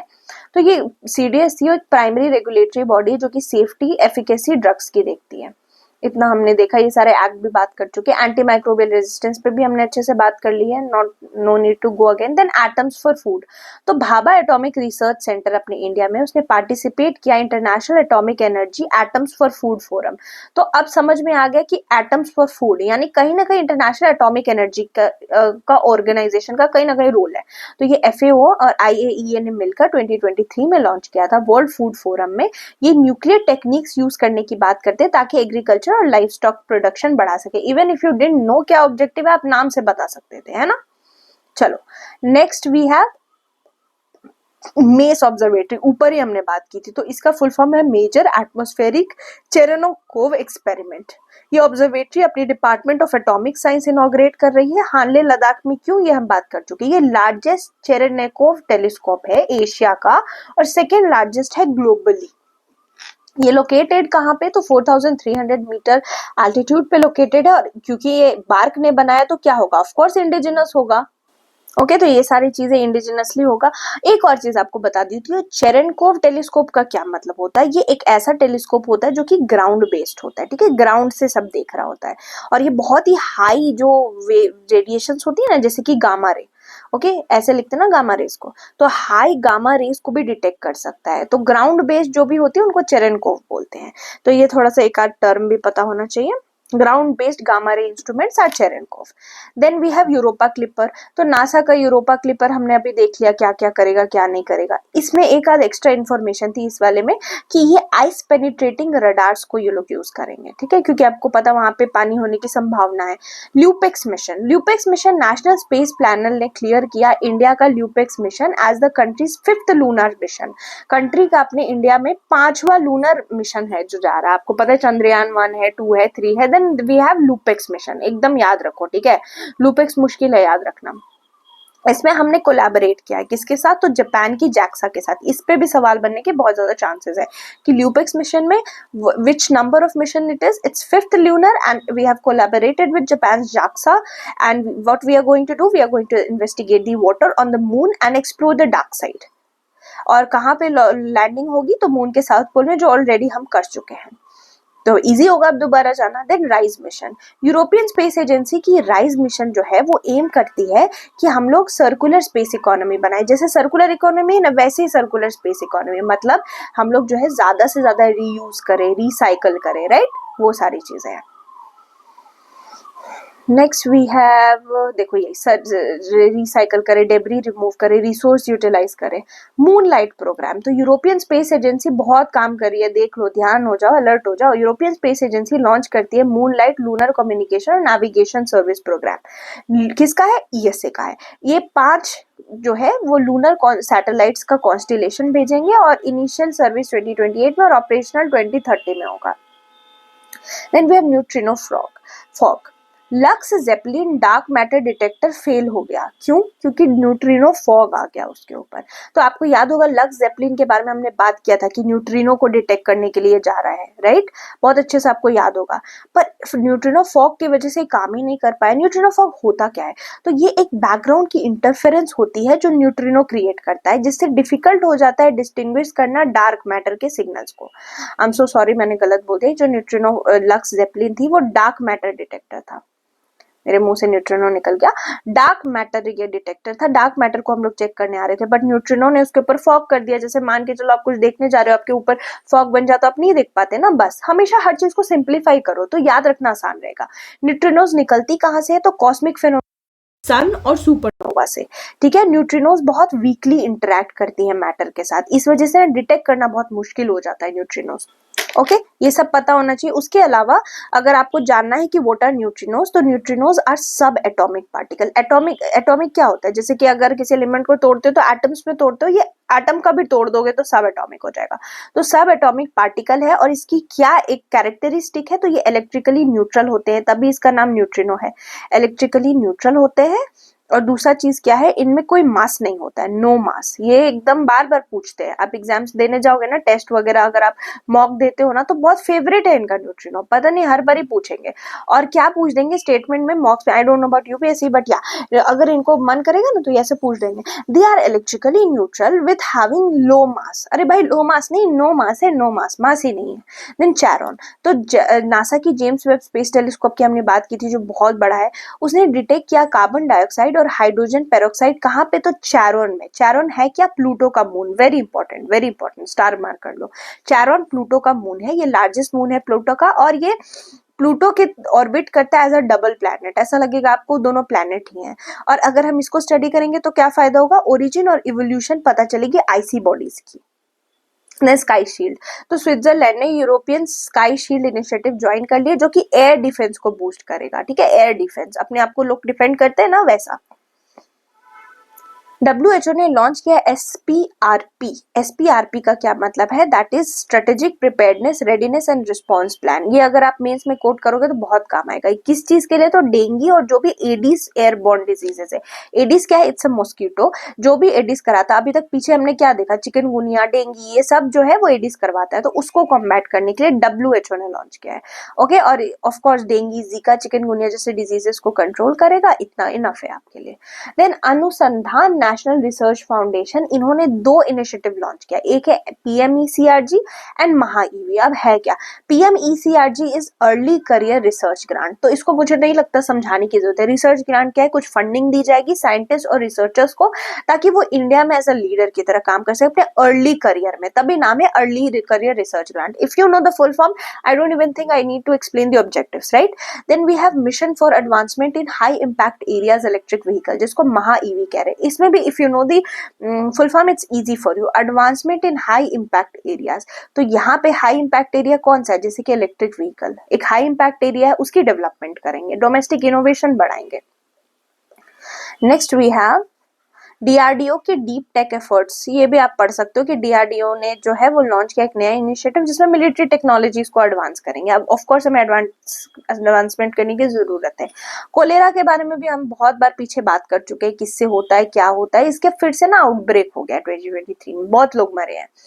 तो कोलेरा की वैक्सीन है कि नहीं? तो WHO ने 3 pre qualified cholera oral vaccine को जो है प्री क्वालिफाई किया, जिसका नाम है ड्यूकारोल, सांचोल एंड यूविचोल प्लस। आपको पता होगा, ये भी हम डिस्कस कर चुके हैं, but still I am repeating it because I think repetition will make it easier for you. इसीलिए मैं ये सब नहीं बता रही, बट वैक्सीन दोबारा रिपीट करो इवन व्हेन आई नो कि I have talked about it. Then revamped pharmaceutical technology upgradation assistance scheme, ये जो है डिपार्टमेंट ऑफ फार्मास्यूटिकल्स उसने मॉडिफाई करा है। इसमें हम लोग फार्मास्यूटिकल कंपनीज को इंसेंटिव्स देंगे, पैसा देंगे ज्यादा, 1 करोड़ से 2 करोड़। तो इससे क्या होगा? अगर आप इंसेंटिव दोगे तो ऑफ कोर्स बेटर सब्सिडीज मिलने से बेटर ऑप्शंस होंगे, ये लोग अच्छे से काम करेंगे। तो प्रोडक्शन इक्विपमेंट की एक नई कैटेगरी भी इन्होंने लॉन्च कर दी है। Then we have international medical device regulator forums, वही CDSO जो भी है ना हमारा, ये सब दिखता है, ड्रग्स और ये सारी चीजें। तो अभी CDSCO एक एफिलिएट मेंबर बन गया है इस ऑर्गेनाइजेशन की, that is international medical device regulator forum. नाम से ही पता है मेडिकल डिवाइस रेगुलेट कर रहे होंगे। Next we have India eliminates trachoma, बात कर चुके हैं हम लोग ट्रैकोमा पे। ऑर्फन ड्रग्स भी मैंने आपको बताया था। ऑर्फन ड्रग्स वो ड्रग्स होते हैं जो रेयर डिजीजेस को ट्रीट करने के लिए जरूरी होते हैं और बहुत एक्सपेंसिव होते हैं ऑर्फन ड्रग्स। तो इस पे भी हमने डिटेल में बात की थी। इस पे भी नीति आयोग की प्रिपेयर्डनेस वाली इंडेक्स पे भी हमने डिटेल में, अभी बहुत रेपिटेशन होगा, राइट? तो बहुत ईजी है आपके लिए। देन यूथनेशिया भी समझाया था मैंने। मिनिस्ट्री ऑफ हेल्थ ने इशू किया है guideline on withdrawal of support in terminally ill parents बोल रहे, so sorry. Terminally ill patients का मतलब है जिनका पता है कि अब नहीं बचेंगे, तो उनको ना you can take their life supports off, क्योंकि वो किसी ना किसी लाइफ सपोर्ट पे ही चल रहे होंगे, बिकॉज उनको वो खुद से तो जिंदा रहने की कैपेसिटी नहीं रखते। तो यूथनेशिया आती है, जिसको क्या बोलते हैं? मर्सी किलिंग बोलते हैं। I have talked about it, बहुत विस्तार में बात करी है, तो थोड़ा सा फिर से थोड़ा बात करते हैं। एक्टिव और पैसिव 2 तरह की है। पैसिव यूथनेशिया लीगल है इंडिया में, बट एक्टिव यूथनेशिया इलीगल है। इसमें डेलिबरेटली एक्शन लिया जाता है ताकि किसी की लाइफ एंड कर दी। पैसिव में क्या होता है? आप लाइफ सपोर्ट हटा रहे हो, आप खुद से उसको मार नहीं रहे हो, आप बेसिकली अपना सपोर्ट वापस ले पा रहे हो। तो सुप्रीम कोर्ट ने क्या बोला है? Some people have right to die with dignity, ठीक है? तो इसके लिए पैसिव यूथनेशिया में अगर कोई इंसान बोलता है I want to die, then he has that right to die. Diamond industry downturn, तो देखा है हमने कि अभी डायमंड इंडस्ट्री में डाउनटर्न चल रहा है ग्लोबल डिमांड्स की वजह से। तो डायमंड एक्सपोर्ट $23 बिलियन से $16 बिलियन गिर गया है एक्सपोर्ट। इंडिया से ना बहुत डायमंड एक्सपोर्ट होता है, कभी सोचा है क्यों? हमारे इतना डायमंड की खदान भी नहीं है, इसीलिए होता है ना, क्योंकि इंडिया में डायमंड की कटिंग होती है। जो हीरा तराशने वाली वर्ड आपने सुना होगा ना, that cutting and polishing of diamonds happens in our India, especially in Gujarat region. इसलिए India is a largest, one of the biggest diamond exporter, ठीक है। 90% वर्ल्ड ऑफ डायमंड एक्सपोर्ट्स यहाँ से होते हैं। कुछ चीजों को समझा करो, क्या आप कभी सोच के देखो ना, सोचो, बैठो जब खाली वक्त में हो तो बैठो कि इंडिया के पास है भी क्या डायमंड। मैं चाहती हूँ you guys start actively thinking. फिर ग्रीन हाउस गैस लीप, तो इंडिया ने 200 गीगावाट मार्क क्रॉस कर दिया है रिन्यूएबल एनर्जी कैपेसिटी में, वेरी गुड। हमारा टारगेट 500 गीगावाट क्रॉस करने का, we are 200, so around halfway मान के चलो, which is a good thing. और हमारा कमिटमेंट क्या है कि हम 2070 तक नेट जीरो हो जाएंगे। Next, fuelling for future, ethanol blending drive. आपको पता ही है कि इथेनॉल ब्लेंडिंग हो रही है अपनी इंडिया में। 20% इथेनॉल ब्लेंडिंग अचीव करना है हमें 2025 तक। और कौन सी मिनिस्ट्री देख रही है, याद रखो। हमें क्या लगता है कि जो इथेनॉल ब्लेंडिंग है वो देख रही होगी रिन्यूएबल एनर्जी वाली मिनिस्ट्री, बट नहीं, मिनिस्ट्री ऑफ पेट्रोलिंग, एनवायरमेंट और फूड डिस्ट्रीब्यूशन सब मिलकर देख रहे हैं इसको। Next we have precision medicine. Precision medicine नाम से पता नहीं चल रहा, समझ नहीं आ रहा, बहुत इजी है। प्रिसाइज होगा, आपके लिए टेलर्ड होगा। कई बार क्या होता है ना, ये बहुत अच्छी चीज है, अगर ये आ गया ना तो world is going to be very easy. ये जो एंटी माइक्रोबियल रेजिस्टेंस वाला इशू है ये भी कम होगा। आप अपनी जेनेटिक इन्फॉर्मेशन दो, वो आपकी जेनेटिक प्रोफाइलिंग करेंगे। हो सकता है कोई मेडिसिन मुझ पर ज्यादा काम करती हो, किसी पर कम काम करती हो, जस्ट बिकॉज आपका जेनेटिक मेकअप अलग है, उसका जेनेटिक मेकअप अलग है। तो प्रिसीजन मेडिसिन में वही होगा, टेलर्ड होगा for your needs. Then solar radiation management to combat, ये भी कुछ इंपॉर्टेंट नहीं है। बेसिकली हम लोग इसमें इंपॉर्टेंट क्या है वो देखते हैं कि डायमंड डस्ट को यूज करके सोलर रेडिएशन मैनेज हो सकता है और ग्लोबल वार्मिंग कम हो सकती है। डायमंड डस्ट क्या है, तो हाई रिफ्लेक्टिविटी जो है वो डायमंड के डस्ट से निकलेगी, तो वो रिफ्लेक्ट कर देगा सनलाइट को बैक इनटू स्पेस। तो जैसे वॉल्केनो इरप्ट होता है, आपको एक बात पता है, जब वॉल्केनो इरप्ट होती है ना तो बहुत ज्यादा क्या निकलता है वॉल्केनो इरप्शन से, ऐश निकलता है, डेबरी निकलती है। वो इतना ज्यादा होता है ना, सूट वगैरह निकलता है, ये इतना ज्यादा होता है ना कि वो पूरा ढक देता है। और इससे क्या होता है, कूलिंग आ जाती है, टेम्पररीली कूलिंग हो जाती है क्योंकि सन रेज नहीं आती। वैसे ही ये काम भी करेगा डायमंड डस्ट भी, ये रिफ्लेक्ट बहुत हाई करेगा। जैसे एल्बिडो की बात की थी ना मैंने, उस एल्बिडो क्या करता है, रिफ्लेक्ट कर देता है सन रेज को, वैसे ये भी रिफ्लेक्ट करेगा। तो around 1.6 degree Celsius global temperature reduce हो सकता है। तो है ठीक है, चलो नए नए टेक्निक्स कर रहे हैं। अब हमने नेचुरल तरीका तो एग्जॉस्ट कर ही दिया है, तो यही करना पड़ेगा। Then we have beyond Earth, India's vision for space exploration. तो इंडिया का स्पेस प्रोग्राम एडवांस करेगा, उसमें हम लोग बहुत सारी नई चीजें इस बार स्टार्ट कर रहे हैं। ये सा आपका जो भी अभी तक पढ़ाया हमने उसका निचोड़ है, ठीक है। जैसे गगनयान पे बात किया हमने, भारतीय अंतरिक्ष स्टेशन हम 2028 में ले जाने की बात कर रहे हैं। उसके अलावा next generation launch vehicle, Venus और बाइटर पे भी बात किया। चंद्रयान 4 की भी हमने बात की थी कि जाने वाला है। फिर लूपेक्स अब भी हमने बात किया जो कि हमारा 5th एक्सप्लोरेशन था, अब भी देखा आपने। फिर स्पेस बेस्ड सर्वेलांस भी हम ऊपर बात कर चुके हैं। निसार और प्रोबा 3 जो है ये क्या है, तो ये अपर्चर रडार है। निसार जो है ना नासा और इसरो का मिलकर अपर्चर रडार है। रडार है तो बेसिकली ऑब्जर्वेशन से देखेगा, और प्राइवेट सेक्टर का इन्वॉल्वमेंट भी आपने देखा, इट्स वेरी इंपॉर्टेंट। इसको क्विक रिविजन के लिए आप रख सकते हो। Then we are going to read history, art and culture, जिसमें हम लोग बात करेंगे सबसे पहले इंटरनेशनल अभिधम्मा दिवस। अभिधम्मा, जब आप बुद्धिज्म पढ़ते हो तो आप पीतक देखते हो, त्रिपितक की बात आती है। किसकी बात आती है, त्रिपितका, ठीक है। त्रिपितका ये सारे पाली लैंग्वेजेस में लिखे हुए थे। इसमें आपका आता है Sutta Pitaka, Vinaya Pitaka, and then we have Abhidhamma Pitaka. ये जो अभिधम्म पीतक है उसी को सेलिब्रेट करने के लिए अभिधम्मा जो दिवस मनाया जाता है। अभिधम्मा 3rd पार्ट है, ये पाली, ये जो त्रिपितक है ना इनको पाली कैनन्स भी बोलते हैं क्योंकि पाली लैंग्वेज में लिखा हुआ है। तो पाली कैनन का ये 3रा कैनन है, और ये सेलिब्रेट करती है कौन, तो इसको होस्ट किया था हमारी मिनिस्ट्री ऑफ कल्चर ने, और ये न्यू दिल्ली में सेलिब्रेट हुआ। ये कोमेमोरेट क्या करता है अभिधम्मा दिवस, तो लॉर्ड बुद्धा जो है वो सनकिसा कहाँ, यूपी में, वहां जो आए थे ना उसको सेलिब्रेट करता है, और नाम इसका अभिधम्मा पीतक पड़ा है। और ये जो त्रिपितक है ये कब आपके फाइनलाइज हुए थे, तो 4th बुद्धिस्ट काउंसिल में फाइनलाइज हुए थे। और 4th बुद्धिस्ट काउंसिल कब हुआ था, तो आपको याद होगा कि जब कनिष्क ने प्रिसाइड किया था 4th बुद्धिस्ट काउंसिल, तो वहां पे आया था। कुषाण में कनिष्क है ना, कुषाणों ने किया था, ठीक है। फिर क्लासिकल लैंग्वेज सेंटर, आपको पता हो कि हमारे जो क्लासिकल लैंग्वेजेस है वो इन टोटल अब 10 हो गए हैं, पहले 6 हुआ करते थे। इनको प्रमोट करने के लिए एक सेंटर है जिसका नाम है क्लासिकल लैंग्वेज सेंटर, जो कि प्रमोट करता है Telugu, Kannada, Malayalam and Oriya. Rani Durgavati, very important. Rani Durgavati एक गोंड की रानी थी, राजकुमारी नहीं रानी थी। और गोंड रीजन कहाँ था? सेंट्रल इंडिया का एक किंगडम था। इन्होंने अकबर के टाइम पे रूल किया, यानी कंटेम्प्रेरी है रानी दुर्गावती किसकी? अकबर की। कंटेम्प्रेरी क्वेश्चंस यूपीएससी पूछता रहता है। तो अब क्या है, इनका जन्म हुआ था चंडेल डायनेस्टी महोबा यूपी में। इन्होंने गोंड को रूल किया जब इनके हस्बैंड की डेथ हो जाती है। इस टाइम क्या होता है, अकबर जो है वो साइड बाय साइड इनके, क्योंकि 50-50 के टाइम अकबर था, वहां पे इनको कैप्चर करने की कोशिश करता है, आता है। तो ये अकबर के फोर्सेस से लड़ती हैं। Excuse me.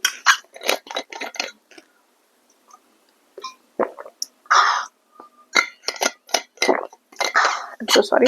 अकबर की फोर्सेस, जैसे कि अकबर की फोर्सेस से बहुत ही ब्रेवली लड़ती हैं। तो जब आपको बता दूं कि हमारी इंडियन गवर्नमेंट ने क्या किया था, जितने भी अनसंग विमेन वॉरियर है ना, उनके बारे में एक बुक निकाली थी, आजादी 75th जब चल रहा था हमारा, तो उसमें भी इनके बारे में मेंशन था। अकबर के फोर्सेस से बहुत ब्रेवली लड़ी थी इन्होंने। रानी ताल और छेरी ताल नाम के रिजर्वायर्स भी बनवाए थे। इनके क्रॉनिकल्स अबुल फजल और स्लीमन ने भी लिखा हुआ है। अबुल फजल तो आपको पता है अकबर के कोर्ट में था। Then we have national mission for manuscript. इसके लिए पहले आपको पता चले मैन्यूस्क्रिप्ट क्या होते हैं। तो पहले के जमाने में जो भी आपके इंपॉर्टेंट चीजें जो है ना, वो पेपर, क्लॉथ या पाम लीफ के ऊपर लिखी जाती थी संस्कृत में, उन्हीं को मैन्यूस्क्रिप्ट बोलते हैं। तो अपने पास 100 के ऊपर मैन्यूस्क्रिप्ट्स हैं, उसके रिसोर्स सेंटर्स हैं, वो इंडिया में जो है सेटअप की जाएंगी 100 के ऊपर मैन्यूस्क्रिप्ट रिसोर्सेज इंडिया में। और इस प्रोजेक्ट को कौन एग्जीक्यूट करेगा? Indira Gandhi national centre for arts. और ये किसके अंदर? तो नेशनल मैन्यूस्क्रिप्ट मिशन के अंदर 2003 में ही लॉन्च हो गया था। Then we have Puthari festival. देखो पुठारी फेस्टिवल बनाते कौन से लोग हैं? तो कोडव कम्युनिटी की। कोडव कम्युनिटी के लोग आपको कहाँ मिलेंगे? तो कुगाडू डिस्ट्रिक्ट में मिलेंगे। कुगाडू डिस्ट्रिक्ट जो कि कहाँ पे है? कर्नाटका में। यहाँ पे आपको ये कोवड लोग मिलते हैं। ये जो फेस्टिवल है ये एक हार्वेस्ट फेस्टिवल है, ठीक है। यहाँ पे लोकल ट्राइब्स नॉर्दर्न मलाबार की भी आके इसको मनाती है। ये प्रोस्पेरिटी सिंबलाइज करता है और सितंबर नवंबर के महीने में मनाया जाता है। देन सोहराई पेंटिंग, इसको सोहराई खौवर पेंटिंग भी बोलते हैं, ठीक है। ये क्यों न्यूज में आ गया? देखो ये है इंडिजिनस राज झारखंड का, ठीक है। झारखंड में ही ये सबसे ज्यादा पॉपुलर। लिख दिया है Bihar, Orissa, West Bengal, but you remember कि झारखंड का सोहराई पेंटिंग। अभी एक ट्राइबल आर्ट फॉर्म, ये रशियन प्रेसिडेंट को ब्रिक्स की समिट पे हमने गिफ्ट किया। इसको जीआई टैग भी मिला हुआ है हजारीबाग रीजन में। और हजारीबाग कहाँ पे? झारखंड में। इंपॉर्टेंट चीजें क्या है सोहराई खोबर पेंटिंग की, कि सोहराई खोबर जो है वो आपको नेचुरल एलिमेंट्स इसमें यूज होती है, यानी कि नेचुरल पिगमेंट। ये पूरा डाई जो है ना वो नेचुरल चीजों से बना होगा, जैसे हल्दी वगैरह से येलो कलर वैसा। और इसमें अक्सर कौन सी पिक्चर्स होती हैं? तो नेचर के एलिमेंट्स होते हैं इसमें ना। आपको बहुत ज्यादा मदर और उसका बेबी, इन सब के पोर्ट्रेल मिलेगी। एनिमल्स के भी मिलेंगे, एनिमल, उसके बच्चे, इसके पोर्ट्रेट मिलेगी आपको। धोलावीरा, जैसे हमने लोथल किया था ना, वैसे धोलावीरा इंडस वैली सिविलाइजेशन का बहुत सिग्निफिकेंट साइट है। इसको यूनेस्को वर्ल्ड हेरिटेज साइट 2021 में डेजिग्नेट कर दिया गया था। ये कहाँ लोकेटेड है? कच्छ में, गुजरात में। जैसे लोथल भी गुजरात में था। लोथल जैसे हमने डॉग के लिए फेमस है, वैसे ही आपका जो धोलावीरा वो आप water reservoir system, water management system के लिए इंपॉर्टेंट है। यहाँ सोलर रिजर्वायर्स मिले थे और इसको डिस्कवर किसने किया था? तो जगतपति जोशी जी ने। इंपॉर्टेंट है। Then we have Konark Sun Temple. Konark Sun Temple जो है आपके उड़ीसा में है और इसको बनवाया था 13th सेंचुरी के राजा किंग नरसिम्हा देवा। क्यों फेमस है? क्योंकि इसकी जो व्हील्स है ना वो टाइम को सिंबलाइज करती हैं। 24 स्पोक्ड व्हील है यहाँ पे बना हुआ कोणार्क सन टेम्पल में। तो ये आपको पूरा जो है वो पूरा टाइम सिंबलाइज करेगी, 24 घंटे का। आर्किटेक्चरल मास्टरी है। If you get a chance do visit it. Then Raigad fort, आपको पता ही होगा शिवाजी, आज जिस दिन मैं ये आपको लेक्चर भेज रही हूँ, आज शिवाजी महाराज का मराठा जो एम्पायर है उसका बहुत बड़ा दिन है। Today is very important day. आज क्या है? हम लोग छत्रपति शिवाजी महाराज जयंती मनाते हैं। तो एक बहुत अच्छी चीज है, एकदम एक कोइंसिडेंस हो गया है ना। 19 फेब को छत्रपति शिवाजी जयंती मनाते हैं, ठीक है। छत्रपति शिवाजी जयंती मनाते हैं, इसलिए ये और भी ज्यादा इंपॉर्टेंट होगा। व्हाट अ नाइस कोइंसिडेंस ना। तो शिवाजी महाराज के लिए एक रायगढ़ फोर्ट है जो बहुत इंपॉर्टेंट है। ये मराठा मिलिट्री लैंडस्केप का पार्ट है। इसको नॉमिनेट किया गया है यूनेस्को रिकॉग्निशन के लिए कि मिल सकता है। ये महाराष्ट्र में लोकेटेड है शिवगढ़ फोर्ट। ये जो है वो शिवाजी का कैपिटल की तरह काम करता था और यहाँ पे शिवाजी को कोरोनेट भी किया गया था। यहीं पे कोरोनेशन हुआ था। उसको जिब्राल्टर ऑफ द ईस्ट भी बोलते हैं रायगढ़ फोर्ट को। बहुत ही सुंदर है और आप देख सकते हो, बहुत ही आर्किटेक्चरल मार्वल है। देखो, हो लैंग्वेज की डिमांड हो रही है कि इसको 8 शेड्यूल में डाला जाए। 8 शेड्यूल में हमारे 22 लैंग्वेजेस हैं और ये जो 8 शेड्यूल में आ रहा है इसकी राइज जो है झारखंड ने कहा है कि इसको बढ़ा दो, ठीक है, और कॉन्स्टिट्यूशन में भी सॉरी झारखंड ने कहा है कि इसको डाल दो अपने 8 शेड्यूल में। हो क्या है, तो हो एक मुंडा लैंग्वेज है और मुंडा जो है वो क्या है, वो एक ट्राइबल कम्युनिटी है जो कि झारखंड, उड़ीसा, वेस्ट बंगाल और असम में बोलते हैं। और ये जिसकी जो स्क्रिप्ट है वो याद रखो, वरांग सीटी स्क्रिप्ट है। Then we have Sardar Vallabh भाई पटेल। इनके बारे में तो आप सबको पता है, पहले होम मिनिस्टर थे, डेप्यूटी प्राइम मिनिस्टर रह चुके हैं, लेकिन सबसे इंपॉर्टेंट काम जो इन्होंने किया था वो ये था कि जब देश आजाद होता है ना, 560 के ऊपर प्रिंसली स्टेट्स होती है इंडिया में, वो इंडिया में मर्ज करने के लिए रेडी नहीं होती है। तो ये जो इसमें से कुछ रेडी नहीं होते हैं, मोस्टली रेडी हो जाते हैं, और बाकियों को जो रेडी कौन करता है वो हमारे वल्लभ भाई पटेल ही करते हैं। इसलिए इनको आयरन मैन ऑफ इंडिया और patron saint of civil servants भी बोलते हैं। उनको भारत रत्न भी मिला है मरणोपरांत, दैट इज पोस्टमसली 1991 में।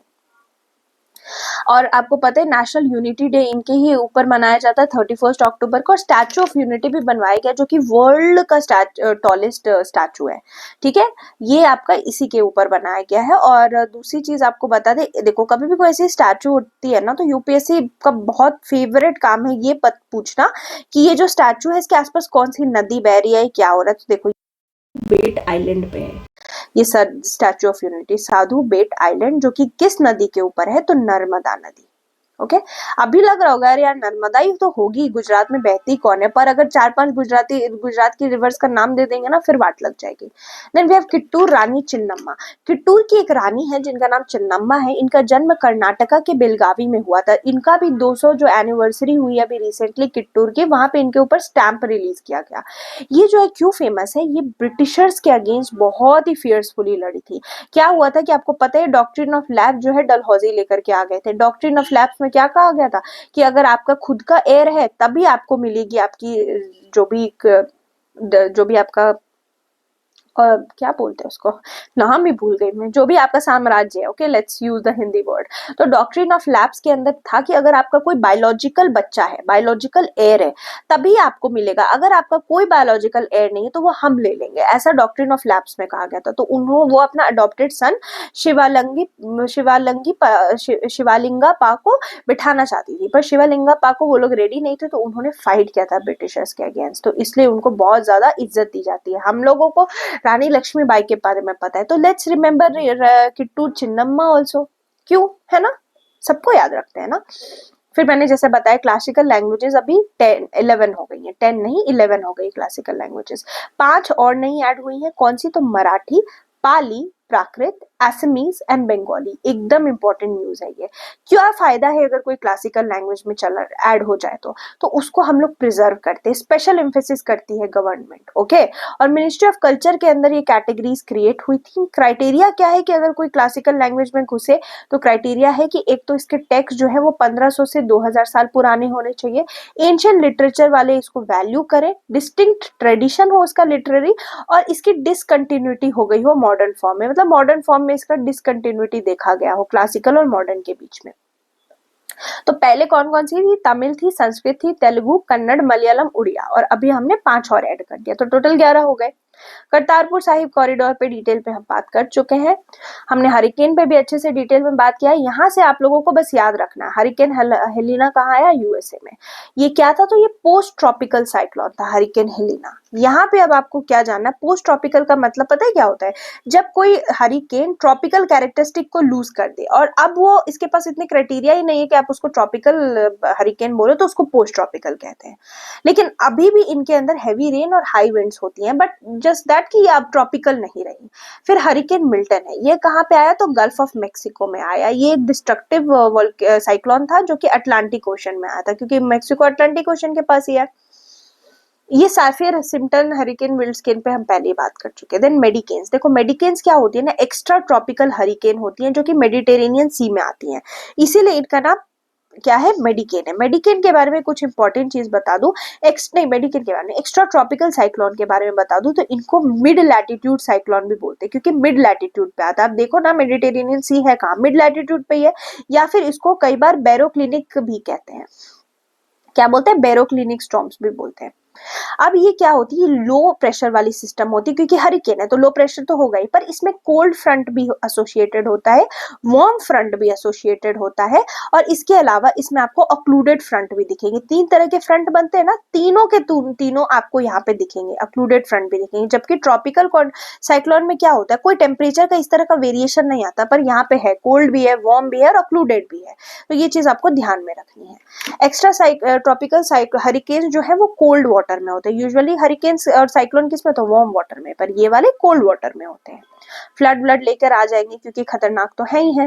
Then we have Mount Erebus. Mount Erebus है कहाँ पे, तो ये एक पहली बात एक्टिव वोल्केनो है। कहाँ पे, तो रॉस आइलैंड अंटार्कटिका में है। वी थिंक कि अंटार्कटिका तो भाई एकदम बर्फ से घिरा हुआ है, तो वहां पे थोड़ी ना कोई इस तरह से एक्टिव वोल्केनो होगा, बट यहाँ पे देखो कितना बर्फ के बीच में यहाँ से किस तरह से निकल रहा है। तो ये आपका एक सेकेंड हाईएस्ट वोल्केनो है जो आपको अंटार्कटिका में दिखता है। सबसे हाईएस्ट कौन सा है, तो माउंट सिडली है, ठीक है।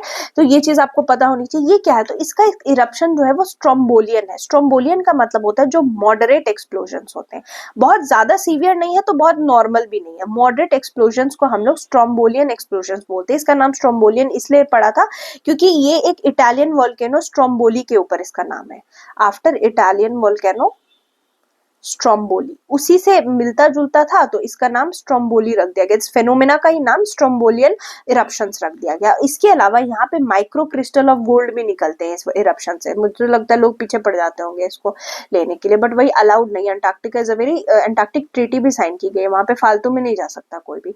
ये स्कॉट बेस और मैकमोर्डो स्टेशन के बहुत पास है। Then Chenchus tribe. Chenchus tribe क्या है, तो पर्टिकुलरली वल्नरेबल ट्राइबल ग्रुप है, नल्ला मल्ला फॉरेस्ट में मिलता है। और नल्ला मल्ला फॉरेस्ट कहाँ पे, आंध्र प्रदेश, तेलंगाना, कर्नाटका वाले रीजन में। चेंचूस ट्राइब क्यों इंपॉर्टेंट है, क्योंकि ये ना एक टाइगर प्रोटेक्शन वॉचर्स है। ये खुद को टाइगर से बहुत क्लोजली एसोसिएट करते हैं, ये मानते हैं लोग के पूर्वज हैं टाइगर, ऐसा मैंने पढ़ा है। तो इसलिए ना ये नागार्जुन सिरिसेलम टाइगर रिजर्व में आपको दिखेंगे। ये चेंचू लैंग्वेज बोलते हैं जो कि द्रविडियन फैमिली की लैंग्वेज है। पीवीटीजीज पे हम बात कर ही चुके हैं। Then Tharu tribe. Tharu tribe आपको उत्तराखंड, यूपी और बिहार में दिखेंगी। ये नेपाल से इनके मेंबर्स कुछ पाए जाते हैं। थारू ट्राइब्स की कुछ पिक्यूलर चीजें जान लो। ये शिव जी की पूजा करते हैं और पेट्री लोकल मैरिजेस में जो है वो बिलीव करते हैं। ये थारू लैंग्वेज बोलते हैं, जिसको थरुहटी लैंग्वेज भी बोलते हैं। ये प्राइमरली कहाँ पे पाए जाते थे, तो ये एग्रीकल्चरल प्रैक्टिसेस वगैरह जो है और फॉरेस्ट वगैरह सब करते हैं। ओके, तो ये आप लोगों को थोड़ा सा पता होना चाहिए। Let's talk about petri local. Petri local marriage क्या होता है। पेट्री लोकल का मतलब होता है जब पैटर्न ऑफ मैरिज जिसमें कपल सेटल कर जाता है हस्बैंड के घर पे, ठीक है। Couple settles in the husband's home और कम्युनिटी और कम्युनिटी, हस्बैंड की फैमिली के आसपास जब सेटल करते हैं, that is known as patrilocal. ये सब टर्म पता होना चाहिए, राइट, कभी दिक्कत ना हो। देन कटकरी ट्राइब, ये भी एक पीवीटीजी है जो कि महाराष्ट्र और गुजरात में पाई जाती है। ये कटकरी और मराठी लैंग्वेज बोलते हैं। Mount Adams. माउंट एडम्स का यूएसए में, ये एक स्ट्रैटो वोल्केनो है और ये रिंग ऑफ फायर के बहुत क्लोज है। आपको पता ही होगा रिंग ऑफ फायर जो है आपका पैसिफिक ओशन में है, जहाँ पे आपकी क्या होती है, बहुत एक्टिव वोल्केनोज और अर्थक्वेक्स आती है। Then we have Soliga tribe. Soliga tribe जो है आपको बिलीगिरी रंगास्वामी टाइगर रिजर्व में पाया जाता है। वहीं पे आपको ये सोलीगा ट्राइब्स मिलेंगी। ये जो है वो कौन सी लैंग्वेज बोलते हैं, सोलगा, कन्नड़ा और तमिल लैंग्वेज। और ये प्रैक्टिस क्या करते हैं, तो ये प्रैक्टिस करते हैं shifting cultivation. Okay, then we have Rangaswamy temple tiger reserve. Okay, मेरे दिमाग में ना इसका नाम कुछ अलग था, बट आई गेस यही है टाइगर रिजर्व। इसको बिलीगरंगा टाइगर रिजर्व भी बोलते थे। बिलीगिरी राय तो वाइल्ड लाइफ सेंचुरी कर्नाटका में होगा, ऑफकोर्स आपको नाम से ही पता चला। ऐसा रंगा स्वामी कुछ भी कर्नाटका से ही होता है। तो ये एक Biligiri Ranga Swamy temple tiger reserve wildlife sanctuary भी है, कर्नाटका में दिखता है। यहाँ पे आपको व्हाइट रॉकी क्लिफ दिखती है बिलीगिरी, इसीलिए इसका नाम इतना फेमस है। और यहाँ बहुत सारे वाइल्ड लाइफ आपको दिखते हैं। यूनिक है इसका biogeographical area. Then we have cyclone Dana. ये उड़ीसा में आया था, न्यूज में भी था, याद होगा आपको। ये नॉर्थ इंडियन ओशन बेसिन 2024 में आने वाली सेकेंड साइक्लोन थी। और दाना का मतलब होता है अरबिक में precious pearl. Then Azores island. Azores island कहाँ पे है, अजोर्स गवर्नमेंट ने स्टैब्लिश किया एक largest marine protected area in northern Atlantic, तो उसको अजोर्स आइलैंड बोल रहे हैं। ये 9 वॉल्केनिक आइलैंड्स का ग्रुप है जो कि अजोर्स के ट्रिपल जंक्शन में है। पाया जाता है। देन कोरोवाई ट्राइब आपके इंडोनेशिया के पापुआ गिनिया में पाई जाती है। माउंट फूजी कहाँ पे, जापान का ये टॉलेस्ट माउंटेन है जो कि यूनेस्को का वर्ल्ड हेरिटेज साइट भी है। ये होन्शु में लोकेटेड है, यहाँ पे 5 लेक्स है। देन वी हैव कदार ट्राइब जो कि केरला, देखो ये ट्राइब्स आपको याद ही करनी पड़ेंगे, मैं इसमें कुछ एक्स्ट्रा है इन्फॉर्मेशन या हेल्प नहीं दे सकती, जहां पॉसिबल मैं दे रही हूँ to make it not monotonous. Kadar जो है वो एक पीवीटीजीज है। Hirakud dam canal renovation, Hirakud कहाँ की डैम है, तो ये उड़ीसा की है। ये बहुत पुरानी है, मतलब 60 साल पुरानी डैम है, तो इसी को हम लोग रेनोवेट करेंगे। ये मेंस का टॉपिक है, क्यों नीड है, क्या इम्पैक्ट करेगा। Next we have MP Rajasthan ने इंप्लीमेंट किया एक मेमोरेंडम ऑफ अंडरस्टैंडिंग, जिसमें ये Parvati Kalisindh Chambal eastern Rajasthan canal project जो है उसको इन्होंने मॉडिफाई किया। Next we have Pomai Naga tribe, वही कहा ट्राइब याद करना पड़ेगा आपको कहाँ की है, there is no other options. Pomai Naga tribe Manipur की है। इन्होंने क्या बैन कर दिया, हंटिंग, ट्रैपिंग या किलिंग किसी भी वाइल्ड एनिमल की अपनी टेरिटरी में। इस ट्राइब की इंपॉर्टेंट चीज ये है कि ये वन ऑफ द ओल्डेस्ट और लार्जेस्ट नागा ट्राइब्स हैं जो कि मणिपुर में रहती हैं। इनको पुल्ली, पोट्टई और सॉल्ट प्रोडक्शन के लिए फेमस है। पुल्लई का मतलब पॉटरी प्रोड्यूस करते हैं, पोट्टई मतलब सॉल्ट प्रोड्यूस करते हैं। ये आप लोकेशन तो आप समझ ही गए हो कहाँ पे, मणिपुर नागालैंड दोनों में बाहर जाते हैं, और ये पुल्ला लैंग्वेज बोलते हैं। डिफेंस के में कुछ चीजें हैं, जैसे कि airborne early warning control system, ये डीआरडीओ ने नेत्रा एडब्ल्यू के अंदर डेवलप किया, बस याद रखो इंडिजिनस है, इतना इनफ है। फिर है United nation interim force in Lebanon. इसका मिशन क्या है कि इजराइल में विड्रॉल करे इजराइल और पीस आए ब्लू लाइन के अलॉन्ग। ये स्टैब्लिश कब होता है, 1978 में यूएन सिक्योरिटी काउंसिल के अलॉन्ग, और ये प्रिवेंट करता हॉस्टिलिटी और मेंटेन करता peace along 121 kilometre Blue Line. अब एग्जाम में आपसे पूछ सकते हैं, where is Blue Line recently seen in news located, so where it could be, सोच कर देखो, it's in Lebanon and Israel border, right? और इसको कौन से कंट्रीज कंट्रीब्यूट कर रही है, तो Indonesia, Italy, India, Nepal and China. Headquarter कहाँ है इसका, लेबनन में ऑफ कोर्स। देखो एयर डिफेंस सिस्टम होता है, अपने आप को इंसान बचाएगा ना, तो जब ये इजराइल और एयर डिफेंस सिस्टम, जब इजराइल और पैलेस्टीन का वॉर चल रहा था ना, तब क्या बात हुई थी कि आयरन डोम बहुत न्यूज में था। आयरन डोम क्या था, वो एयर डिफेंस सिस्टम था, किसका था, तो वो इजराइल का था। वैसे ही थार्ड जो है वो है terminal high altitude air defence system, जो कि यूएस का है, ठीक है। उसके अलावा पेट्रियट एयर डिफेंस सिस्टम भी यूएस का है। तो आपको याद रखना होगा कि these are air defence system. इतना अगर आप भूल भी जाते हो इट्स ओके, अगर भूल जाते हो ये तो, पर हाँ याद रखो काइनेटिक एनर्जी से मिसाइल को डिस्ट्रॉय करता है, अपने आपको बचाएगा ही ना, एयर डिफेंस सिस्टम है। वैसे पेट्रियट भी है। Then we have Malabar exercise, जो हमारा ये क्वाड ग्रुपिंग है ना, क्वाड्रिलेटरल ग्रुप, इसमें 4 कंट्रीज हैं। तो ये पहले मालाबार एक्सरसाइज 1992 तक करती थी, बाइलेटरल थे। अब क्वाड्रिलेटरल हो गए, चारों मिलकर करते हैं। नसीम अल बहर पे हम पहले बात कर चुके हैं, ओमान और इंडिया के बीच में है। नेक्स्ट वी हैव सिम्बेक्स, नाम से क्या लग रहा है, it's the naval exercise between India and Singapore. Singapore India naval exercise, right. तो ये 2024 का, इसको एक्सरसाइज लायन किंग भी बोलते हैं। Next we have repeated topics not that important for us. Then non kinetic warfare, हमारी पार्लियामेंट्री स्टैंडिंग कमेटी जो है डिफेंस पे, वो इंडिया की प्रिपेयर्डनेस नॉन काइनेटिक वॉरफेयर के ऊपर चेक करिए, पता करो ये होता क्या है। नॉन काइनेटिक वॉरफेयर का मतलब वो जो एक्टिव या ट्रेडिशनल वॉरफेयर नहीं है। ट्रेडिशनली हम क्या यूज करते हैं, टैंक, वेपन, मिसाइल वगैरह। नॉन काइनेटिक में हम लोग ऐसा कुछ भी यूज नहीं करेंगे। काइनेटिक एनर्जी क्या होती है, जो हमारी 2 तरह की एनर्जी होती है, काइनेटिक एनर्जी होती है और एक आपकी मैकेनिकल एनर्जी होती है। काइनेटिक एनर्जी स्पीड से रिलेटेड है, पर यहाँ पे क्या होगा, नॉन काइनेटिक में आप ऐसा कुछ यूज नहीं करोगे, तो यहाँ पे वेव्स यूज करते हैं, जैसे लेजर वेव्स, इलेक्ट्रोमैग्नेटिक वेव्स वगैरह वगैरह। ये जो है वो डेडलियर होती है देन ट्रेडिशनल वॉरफेयर, और ये जो है इसका एग्जांपल है साइबर अटैक।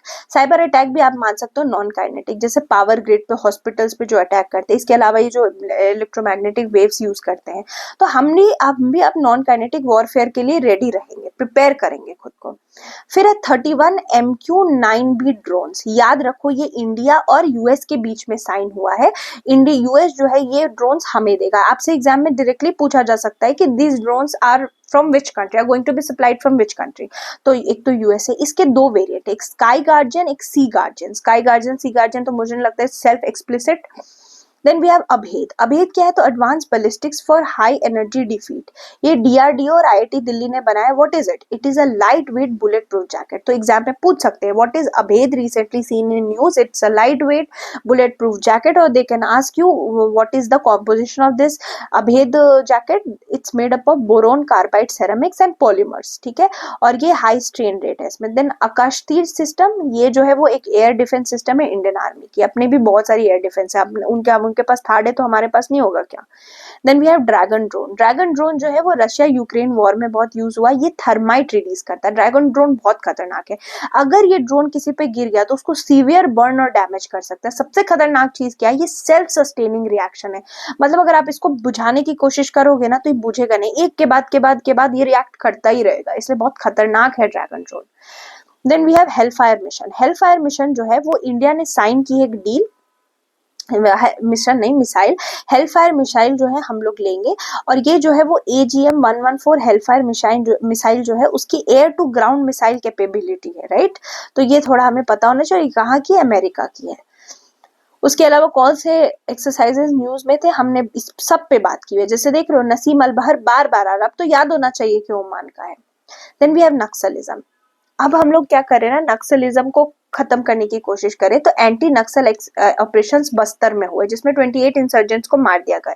नक्सलिज्म कहाँ से स्टार्ट होती है? तो नक्सलबाड़ी वेस्ट बंगाल रीजन से। वहां पे कुछ लोग माओइस्ट आइडियोलॉजी से इंस्पायर होकर नक्सलिज्म स्टार्ट करते हैं।